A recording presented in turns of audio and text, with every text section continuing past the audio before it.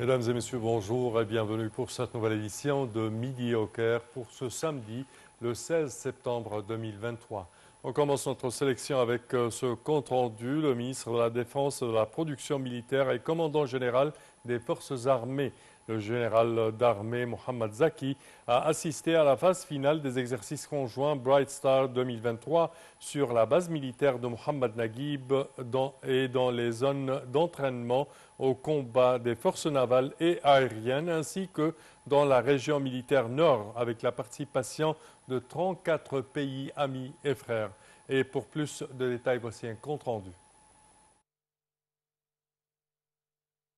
Le commandant général des forces armées, ministre de la Défense et de la Production militaire, le général Mohamed Zaki, a assisté vendredi à la phase finale des exercices militaires égypto-américains Bright Star 2023, auxquels ont pris part 19 pays, à savoir l'Égypte, les États-Unis, l'Arabie saoudite, la Jordanie, le Qatar, le Koweït, les îles Comores, la France, l'Italie, la Grèce, l'Allemagne, Chypre, Royaume-Uni, Burkina Faso, l'Afrique du Sud, Malawi, Cameroun, Pakistan et Inde.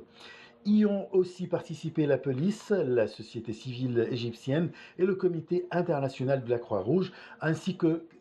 15 pays observateurs, en présence du lieutenant général Oussama Askar, chef d'état-major des forces armées, des commandants des principales branches et du chef du commandement central de l'armée américaine, le général Michael Corlam.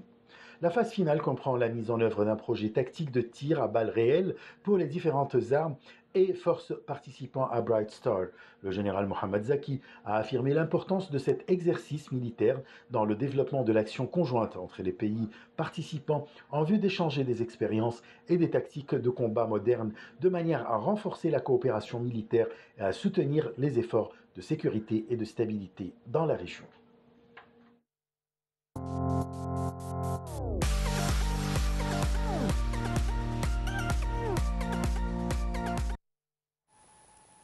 Le ministère des Affaires étrangères suit les conditions des Égyptiens dans l'est de la Libye. Le ministère des Affaires étrangères a affirmé avoir suivi les conditions des Égyptiens dans l'est de la Libye, surtout dans les zones touchées par la tempête Daniel, à travers les contacts menés par le consulat général de l'Égypte à Benghazi. Pour plus de détails, voici un commentaire. Le ministère des Affaires étrangères a affirmé avoir suivi les conditions des Égyptiens dans l'est de la Libye, surtout dans les zones touchées par la tempête Daniel, à travers les contacts menés par le consulat général de l'Égypte à Benghazi. Dans un communiqué publié vendredi, le ministère a souligné que le consulat égyptien à Benghazi œuvrait à rassurer les Égyptiens dans les zones sinistrées en communiquant avec les hôpitaux dans les villes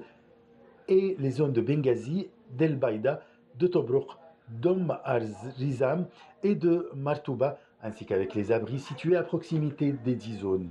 Le consulat égyptien travaille également en coordination avec les autorités libyennes compétentes et les équipes d'appui égyptiennes pour secourir les survivants de cette tempête, dont certains se trouvent dans ces centres, et pour vérifier l'état des blessés arrivés dans les hôpitaux de la ville de Benghazi. Le ministère des Affaires étrangères a appelé les expatriés égyptiens à rester à l'écart des zones touchées en raison de la possibilité de propagation d'épidémies et l'armée libyenne à interdire l'entrée de ces zones dangereuses. Il est à noter qu'une délégation militaire égyptienne, sous la conduite du chef d'état-major des forces armées, le lieutenant général Oussama Askar, était arrivé en Libye pour fournir toutes sortes de soutien logistique et de secours humanitaires urgents en coopération avec les institutions libyennes concernées.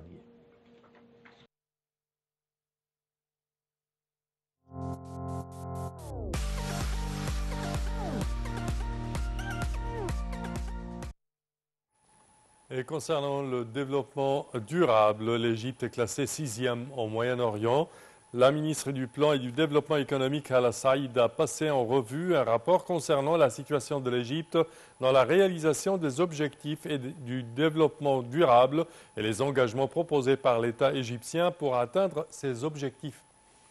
La ministre a souligné que la performance de l'Égypte dans l'indice des objectifs du développement durable, ODD, pour l'année 2023 s'est améliorée et qu'elle a progressé de 6 places en 2023 par rapport à 2022 malgré les crises sanitaires et géopolitiques. Elle a jeté la lumière sur la performance de l'Égypte au niveau de la région du Moyen-Orient et de l'Afrique du Nord, soulignant que le pays se classait au 6e rang sur 16 pays dans la région du Moyen-Orient et de l'Afrique du Nord, selon un rapport sur le développement durable pour l'année 2023.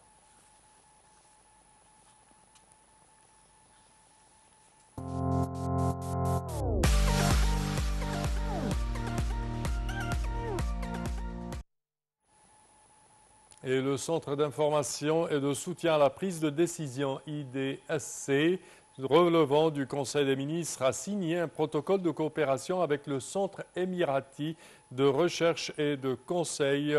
Trends dans le but de renforcer les moyens de coopération scientifique, de recherche et académique entre les deux parties dans les domaines et des questions d'intérêt commun.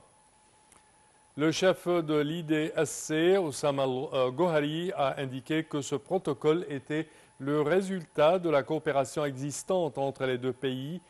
au cours des 2 dernières années à travers l'organisation d'événements communs ainsi que des contributions conjointes de recherche aux publications.